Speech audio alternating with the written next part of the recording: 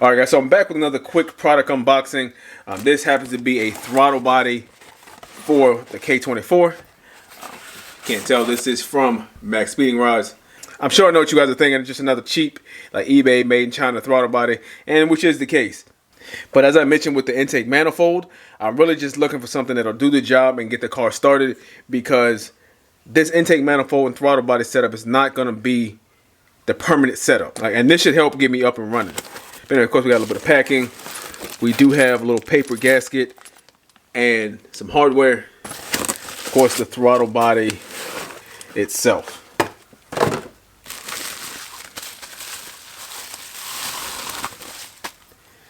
So initial impressions is that this thing actually does look, it looks pretty solid. I mean, this is a billet aluminum throttle body. And of course, with this, you will need to use your factory sensors. So the initial impressions are, the edges are a little rough. I'm not sure if you guys can see that. They does have a few nicks on it.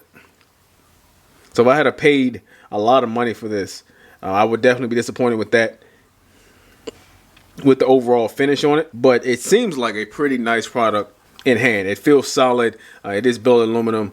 The wheel feels good, even though it is a bit stiff.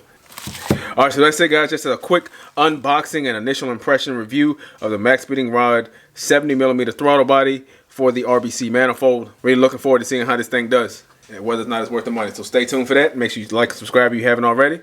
I'll catch you guys later.